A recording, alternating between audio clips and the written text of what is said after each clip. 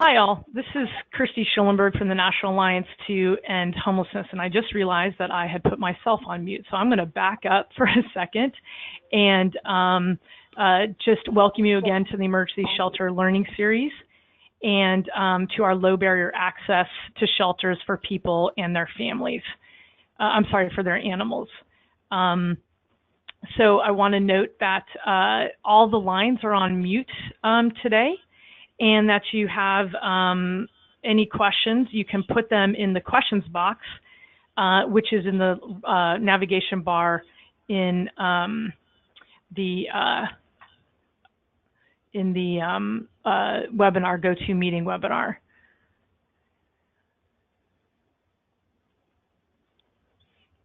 One second, please.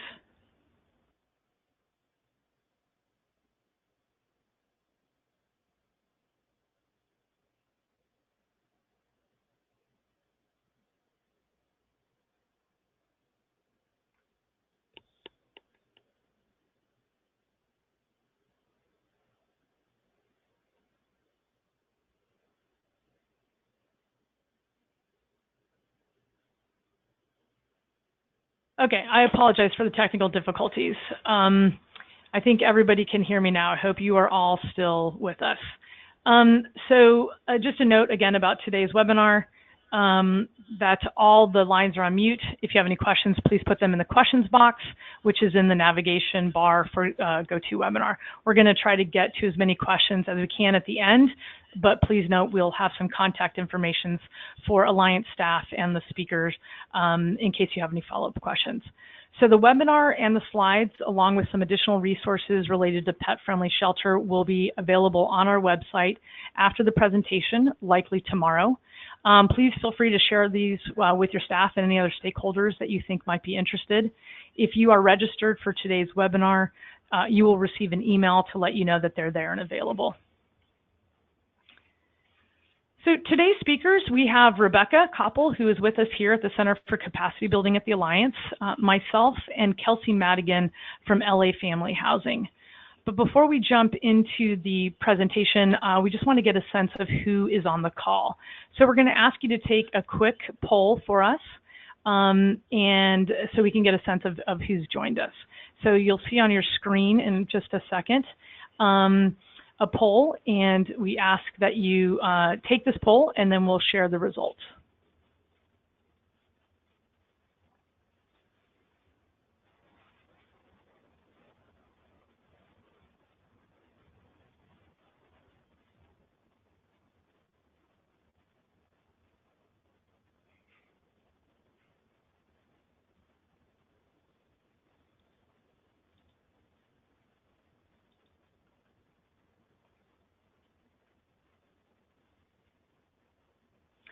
Still have folks actually responding, so I'm going to give a few more seconds.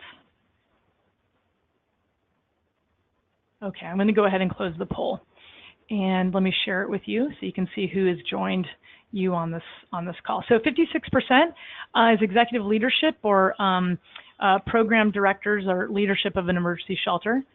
14% of you are emergency shelter case managers or street outreach folks. 21% are system leaders from the COC, that's great. And 8% of you are funders, which is awesome. Love to see the funders on our calls. And 1% are animal welfare staff, so shelter veterinarians, and that's great too. You all play a really important role in shelters being able to do this work. We want to ask you to take just one more poll, and that is to get a sense of what kind of access do animals currently have in your shelter or maybe even in your system. So we're going to ask you to take one more poll, and then we'll share the results.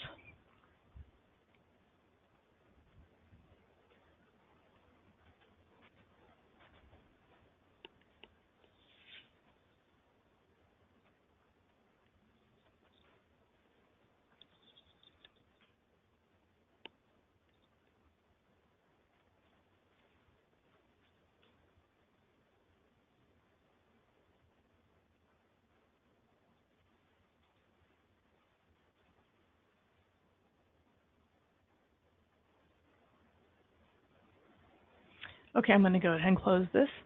And I also realized we had a little redundancy in our questions there, so apologies for that.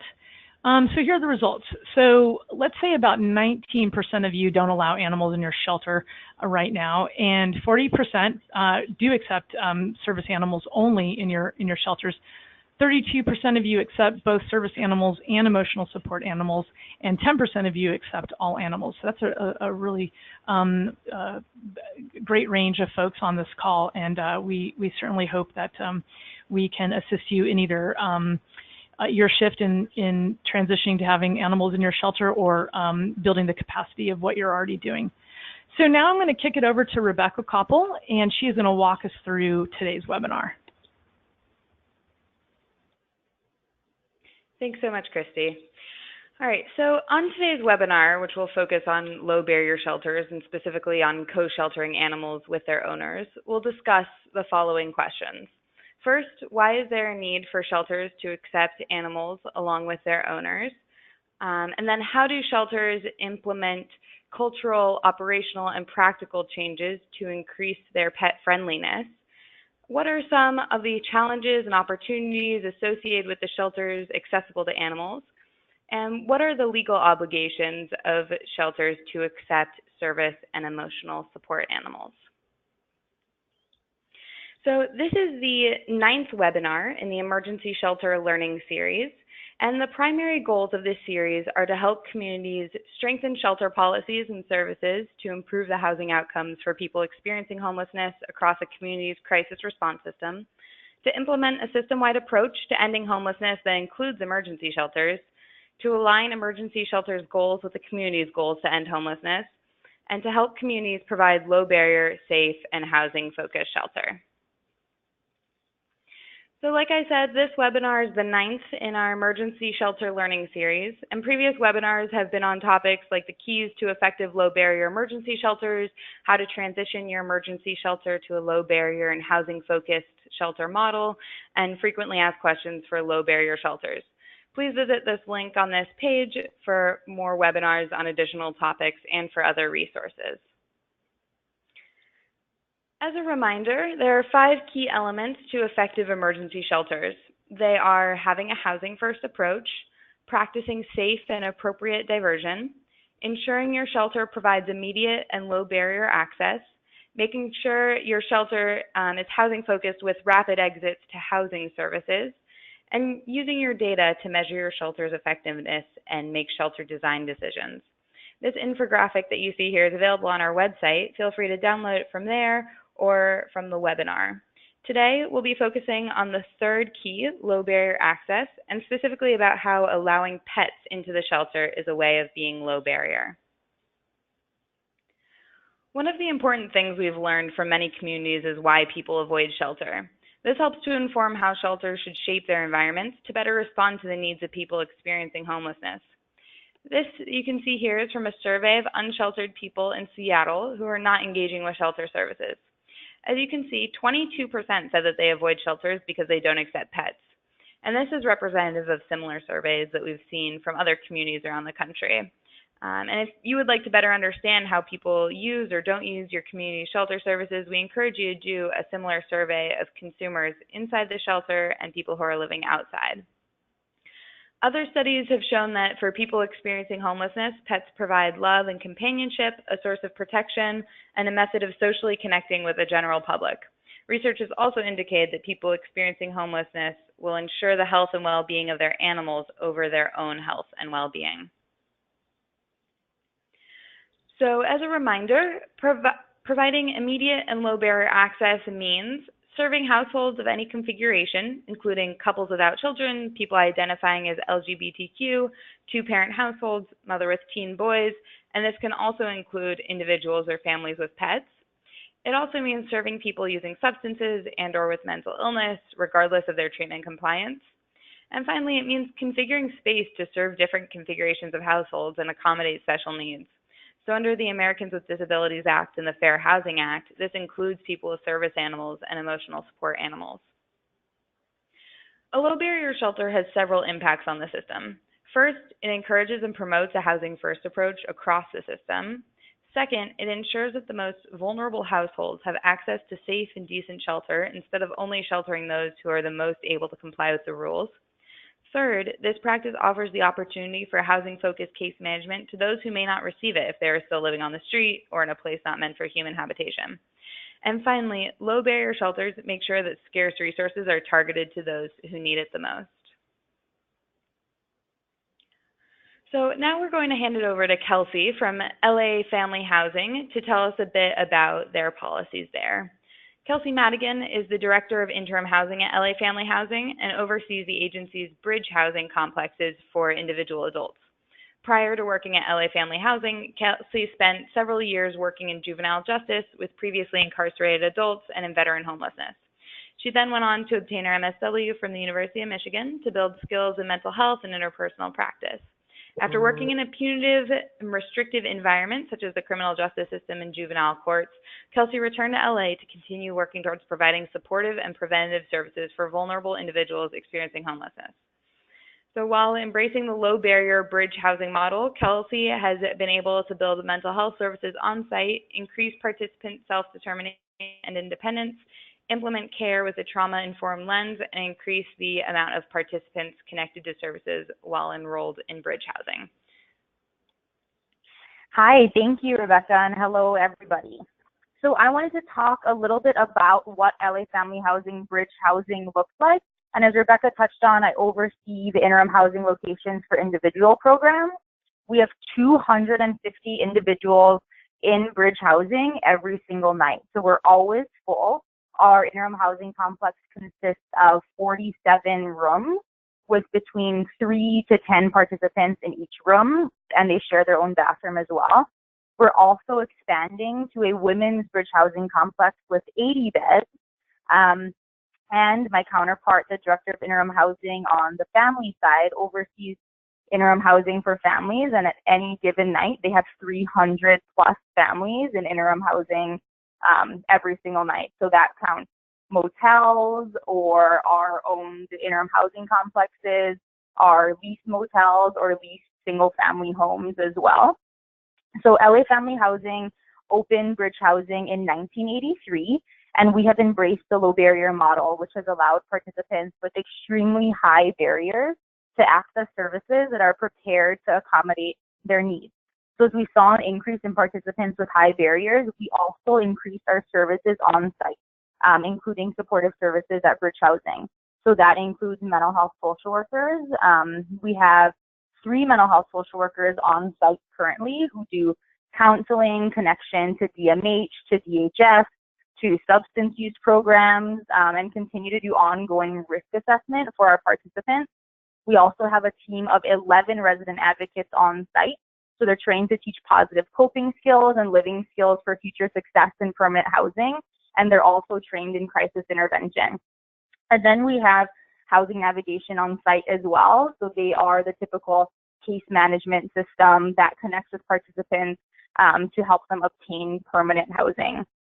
So we have several different types of services that are on site at bridge housing. In order to fully embrace our low barrier model, we decided to also allow participants to have their emotional support animals on site. And that was because we see a lot of participants who, and we can go to the next slide. We saw a lot of participants, and Rebecca talked about 22 participants who were saying they do not want to access interim housing because they cannot let go of their emotional support animal, or they cannot allow their emotional support or service animal to be on site with them in interim housing. This is a huge issue for us because we looked at the amount of participants that are turning away bridge housing because of the amount of items that they cannot bring into bridge housing. So if you think about participants who are declining bridge housing because they can't bring in their most valuable items, you can imagine how many more people are going to also be declining bridge housing because they can't bring in their emotional support animal that was with them through their most traumatic experiences when they were experiencing homelessness. So along with changing our rules and our storage on site and allowing participants to have a larger locker system, store their items under their bed, assist them in obtaining off-site storage, we also allowed them to bring in emotional support animals, and we provide crates for them on site, leashes, muzzles with our community partners. And this has actually reduced the amount of people who were previously turned away from accessing bridge housing. And in this picture here, I think it's also amazing to talk about the specific animals that are connected to our owners at bridge housing. So Chico is pictured here, and he is 19 years old. He belongs to an elderly veteran who was priced out of his previous unit and became homeless. His owner and Chico were recently housed, which is really exciting. Chico loves taking long walks and bus rides to the VA. He assists his owner in feeling and showing love, allows for his introverted owner to start conversations with others, and fills the void of relatives and friends his owner has lost over time. So we have seen a really positive change in our participants who are accessing bridge housing with their emotional support animals, since we serve participants who experience severe physical health, mental health, and substance use barriers. So we prioritize participants for bridge housing based on their acuity, the three things that we talked about: mental health, physical health, and substance use. Their time experiencing homelessness, vulnerability, and there has been a huge increase in participants being referred to bridge housing who will not only refuse to enter shelter without their support animal, but decompensate without their support animal.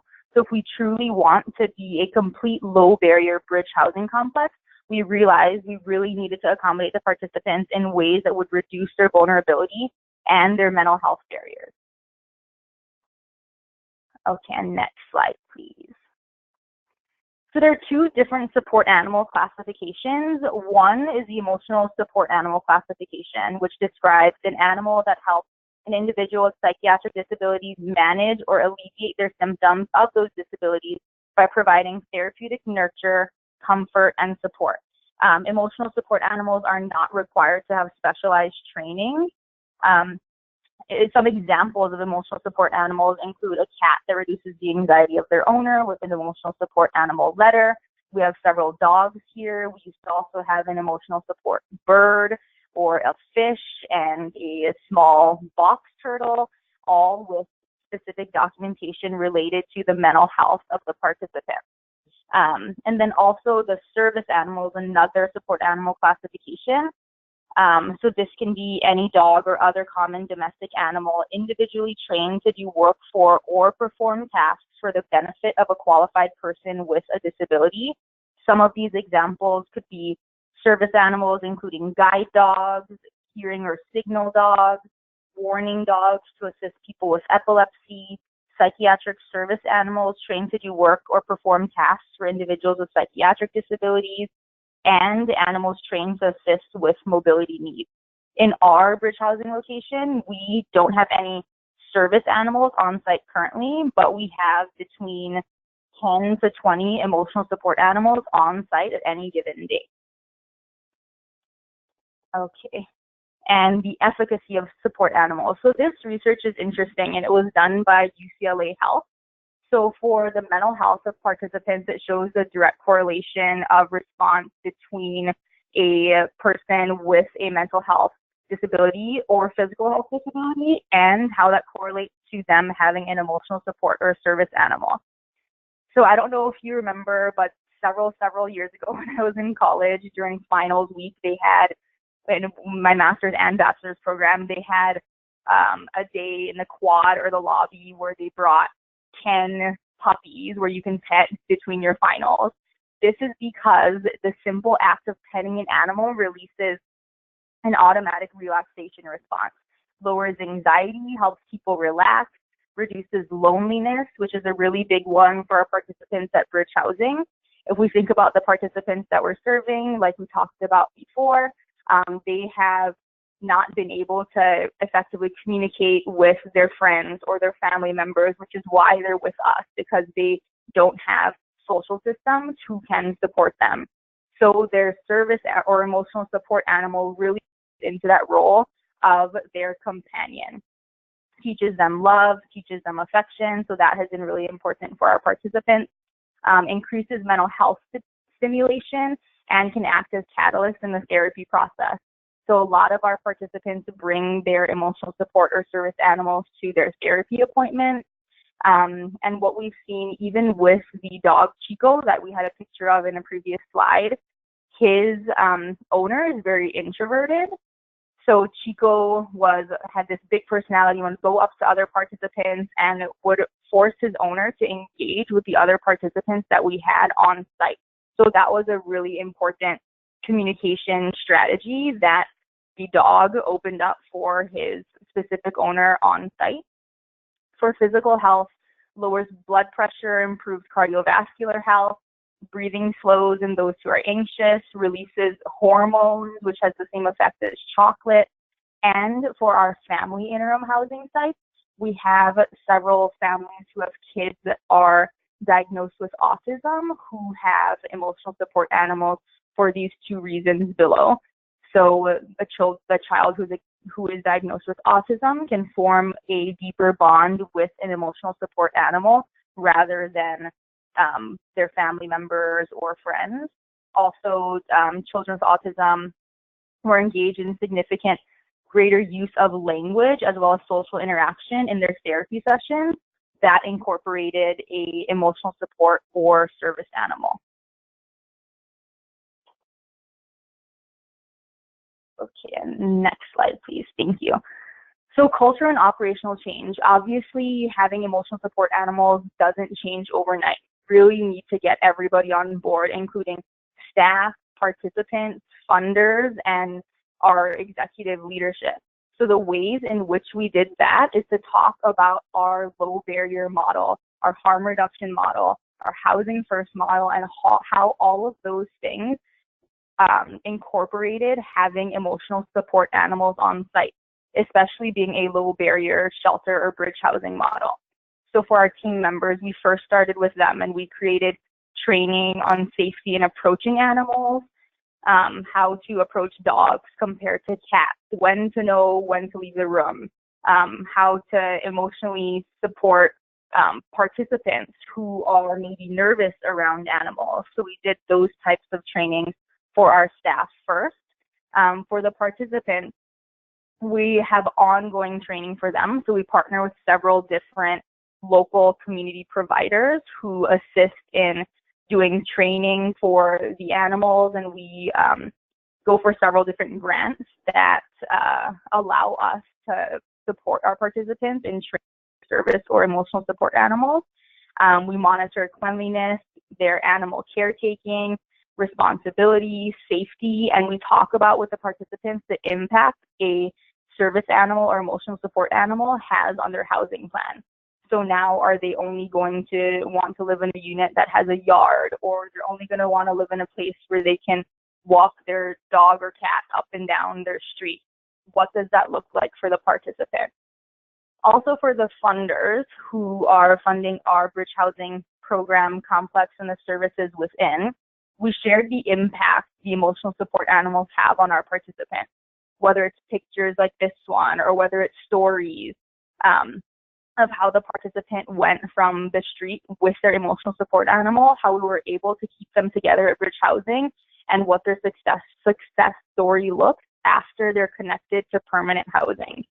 And also with leadership. So when we are committing to doing a low barrier bridge housing model and we're committing to affecting positively the mental health of the participants by adding mental health social worker staff on site, we had to frame it as we are also supporting the mental health of the participant by incorporating their emotional support or service animal on site as well, because of the reasons in our research that show the effective ways in which an emotional support or service animal can collaborate with a current participant.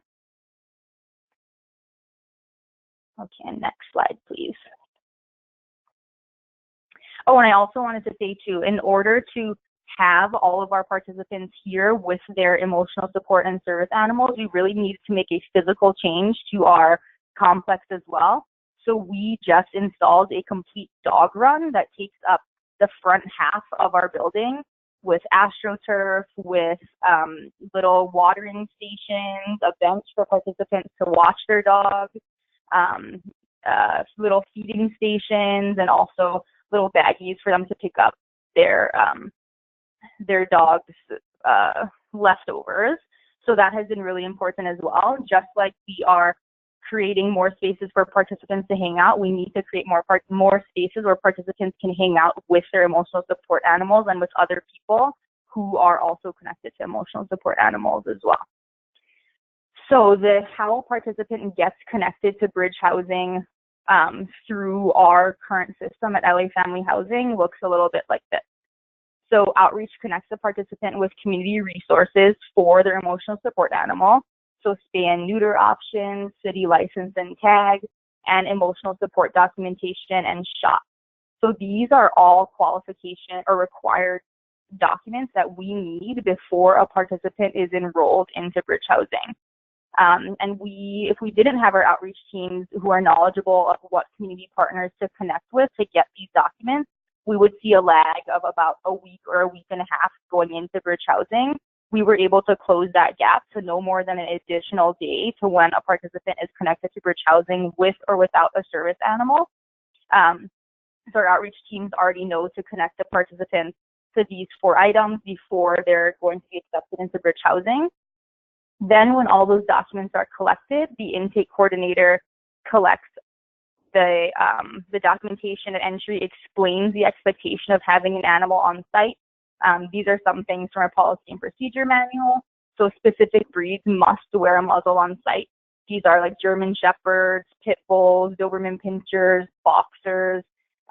Animals are not permitted to enter the dining area, and animals are to be left in a crate if not supervised.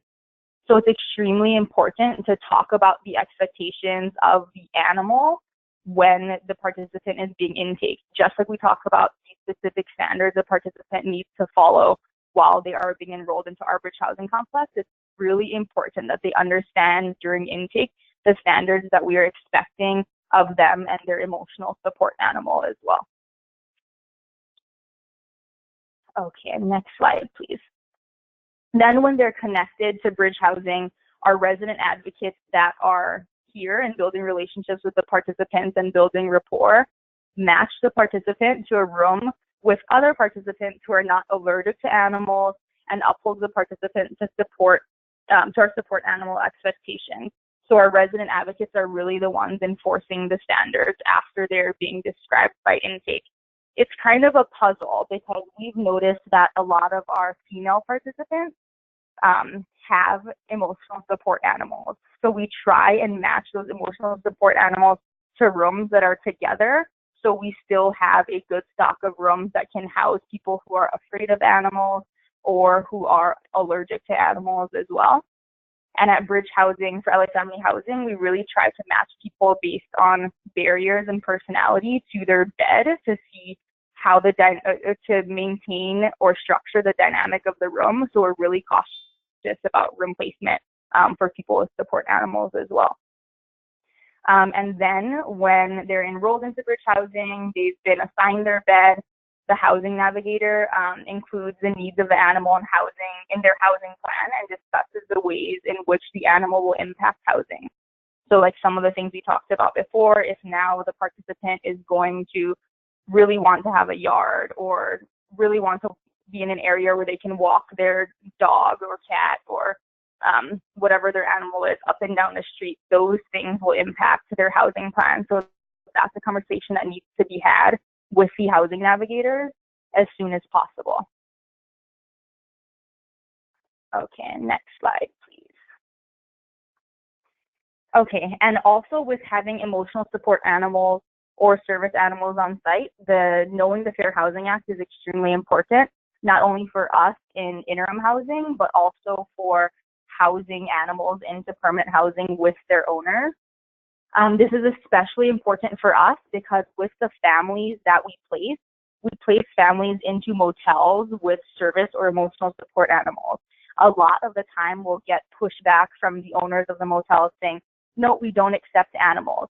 Yes, you don't accept animals, but you accept service animals, or you're required to make a reasonable accommodation for an emotional support animal. So it's important to know the Fair Housing Act. The Emotional Support Animals and Permanent Housing section of the Fair Housing Act. So after receiving a request to accommodate an emotional support animal, the housing provider must consider the following. Does the person seeking to use and live with the animal have a disability?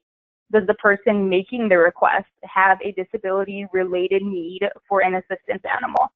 So when you're looking at these two questions, if either question 1 or 2 is no, then there's no special accommodation that needs to be made by the housing provider.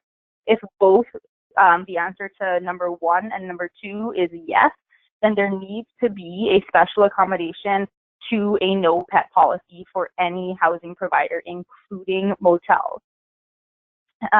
For the service animal and permanent housing section of the Fair Housing Act, we are only allowed, and this is really important for interim housing as well, we're only allowed to ask 2 questions if a participant is identifying that their animal is in fact a service animal. If they say it's a service animal, we're only allowed to ask these 2 questions.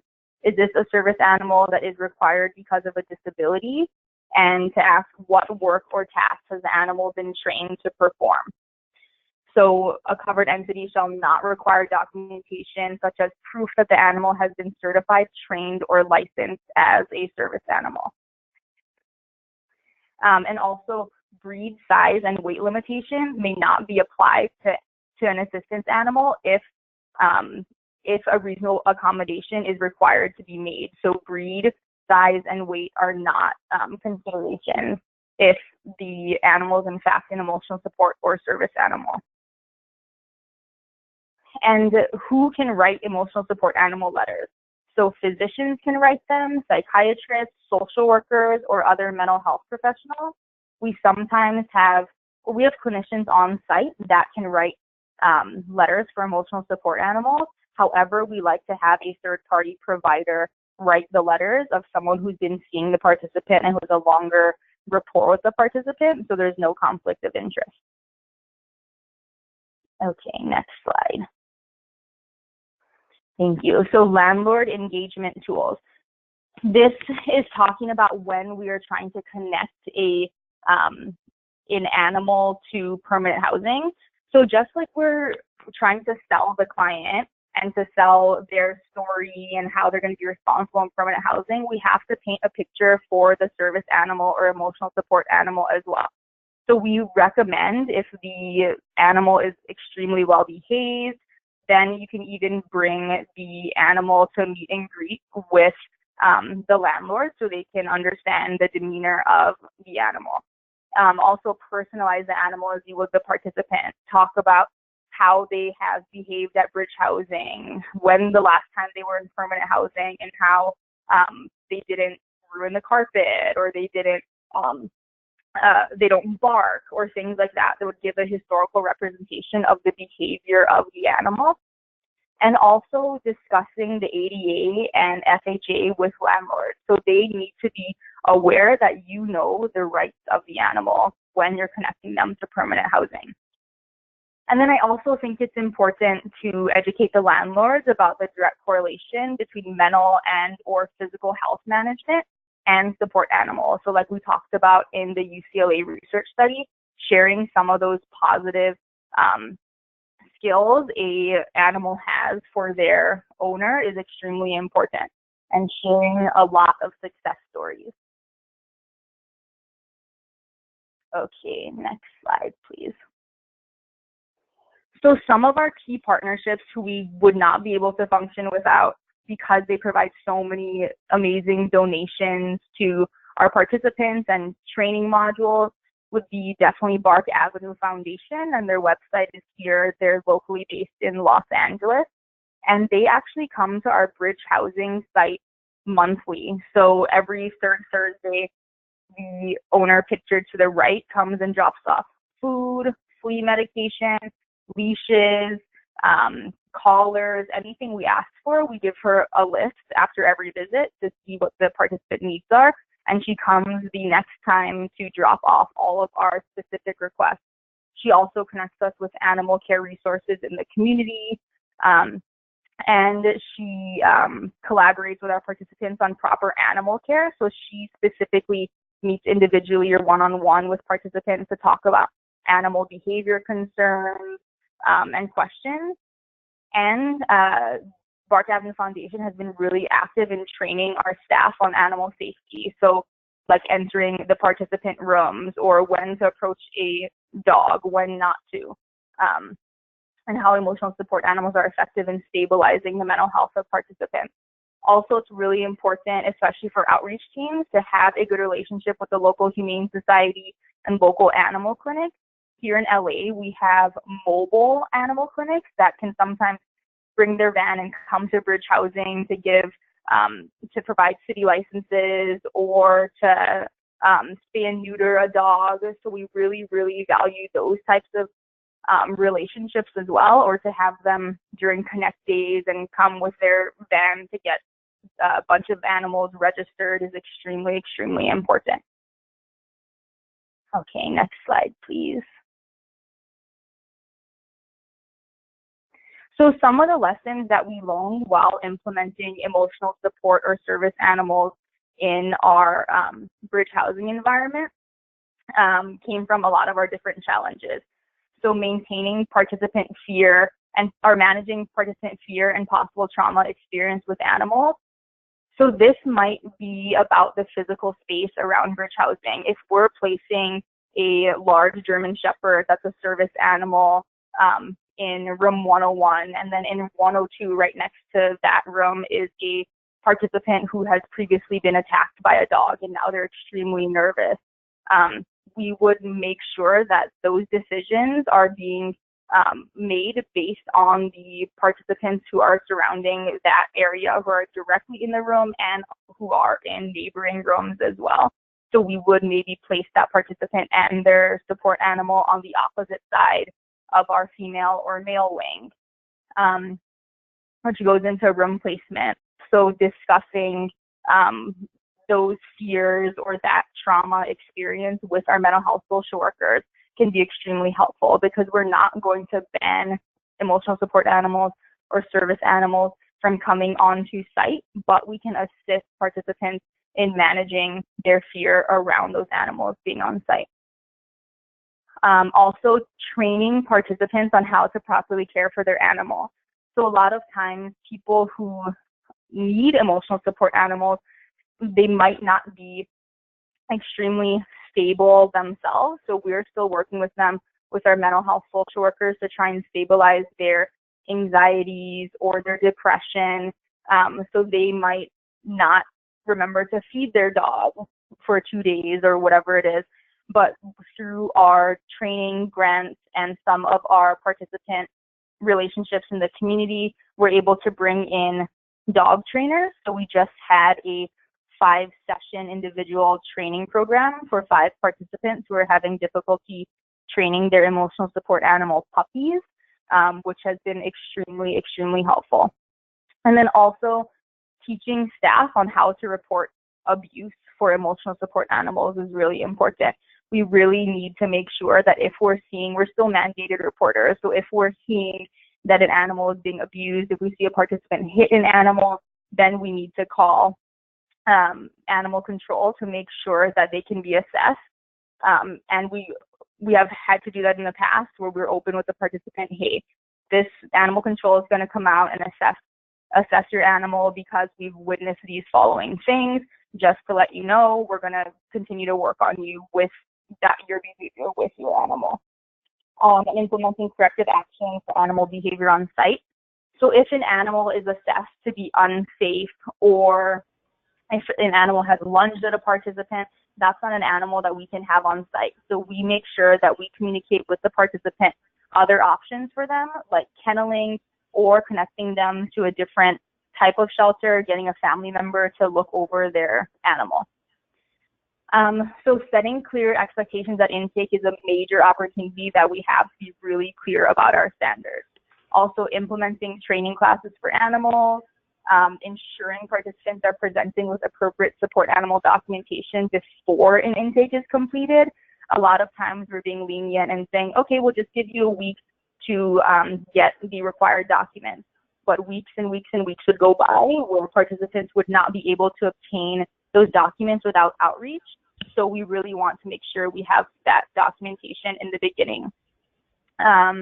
Also having a conversation around obtaining an animal after entrance into bridge housing, what should be the messaging with participants. So it's a recommendation that you do not allow a participant to obtain an animal after they are already enrolled into bridge housing. So having them wait until they are connected to permanent housing is the best practice that we have realized. And also identifying an emergency contact should the owner be separated from the support animal, whether that's in a hospital or jail. We have to make sure we have another option for the animal. And next slide. Great. So thank you so much, Kelsey. You shared a lot of really great information. And so I just want to go over a few other models of accepting animals into shelter that may look a little different from what LA Family Housing is doing. So shelters that are newer to transitioning to low barrier practices may just take service and emotional support animals, while there are also shelters that accept all animals, including pet dogs, cats, birds, and other animals that don't have that documentation that Kelsey was talking about. So once a shelter has the capacity and the structures in place to accept service and emotional support animals, they often find that they also have the capacity and the structures in place to begin accepting other animals. But regardless of the types of animals that are accepted, there are three main methods of housing animals in an emergency shelter. So the first is housing the animals in a room with the caretaker. So this often requires the least amount of structural changes, so it can often be the least expensive and least burdensome. And research also shows that it's best to keep the animal with the owner, and shelters that do this see that their animals are better behaved, that the human-animal bond is sustained, and that bond can be therapeutic, and that the caretaker takes on more responsibility for the animals. Some shelters allow the animals to sleep in the bed with their caretaker, and many provide crates and other supplies for the animal to sleep in. The supplies were often donated from pet stores, local animal shelters, or Humane Society, or off of their in-kind wish list. But if that's not a possibility, then it's better to house the animals and the person at the same facility. This keeps the animal out of an animal shelter and maintains that human-animal bond. It also lets people know that their animal will be well taken care of and safe so that they feel comfortable entering the shelter. So the second option is to house the animals in a separate room within the shelters. Shelters that have the space to do this use indoor kennels and ask for donations of crates and allow people to visit their animals throughout the day. The third option is to house the animals outside of the shelter in an outdoor kennel. This can cost very little money, and it can be set up similar to the previous option with kennels, or it can be an entire capital campaign for a new structure. But regardless of the model, of course, it's important to ensure that the structure that the animals are in have proper ventilation and temperature control, and also that the animals have access to food, water, and space as needed. Great. Thank you both, Rebecca and Kelsey, for an overview of, Kelsey, your own shelter practices, and Rebecca, some of the research that you've done with other shelters. We do have a few questions, and we have about 15 or so minutes before the end of the webinar. So let me get to some of these questions. So these questions actually are to both of you. This one, both of you, especially Rebecca, also if you know of any other shelters that you have information on them that you can supplement Kelsey's answers. So the first question is from Terry, and Kelsey, the question is, any particular training guides that helped you the most with training your staff, participants, leaders, leadership, and that you can share with folks? I didn't have any specific guide, but we used our community partners like Bark Avenue Foundation as kind of a voice on what they think we needed to go over. So we went over 3 different areas. Looks like operationally for our physical space, what it looks like for our staff, and then what the safety implications were for our staff and our participants. So those are the 3 areas that we focused on with training. Mm-hmm. And Rebecca, do you know from any other shelters? Sure. So I don't think that any shelters that I talked to have developed specific training guides. Many of them did say that they called up their local humane society or some sort of veterinarian clinic and asked them for some help and some resources, and they've generally been very happy to help. And so that is definitely an option. Also, they've said that they've used the local humane society for sort of one-off questions as well in terms of what to do with animals in certain situations. Great. And Kelsey, I think a clarifying question, a couple of people asked this question. Do you provide the crates for the animals? Yes, so we ask that the participants bring in their own crate, but if they don't have the funding or access to get a crate, then we work with Bark Avenue Foundation and some of our other community partners to provide them with a crate. So we have a general stock of 10 crates downstairs that we have ready for participants in all different sizes for usually their dogs or cats. Mm-hmm. Great. So I think one of the real key takeaways here is as you transition to a low barrier shelter that accepts service or emotional support animals or pets, it's really good to get those partnerships in place before or early on in that process to support that transition. So Kelsey, can you talk a little bit about, and Rebecca, maybe some other shelters also spoke with you about this, but what is your response to folks who say you're losing space for people experiencing homelessness to accommodate animals? Are you losing any space to do this, and what is your response to that? We're not losing any space. So we have the same amount of beds that we would with or without our emotional support animals.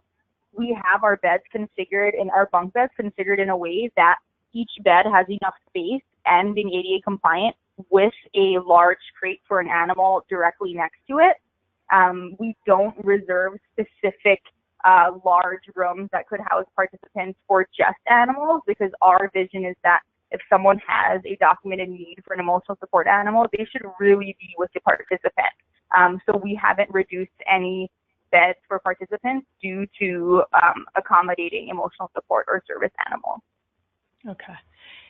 And Kelsey, maybe, and also just to kind of piggyback on the room configuration, lots of shelters don't, in LA and across the country are not necessarily have rooms, but they're more congregate style, larger rooms with say 10 set of bunk beds each.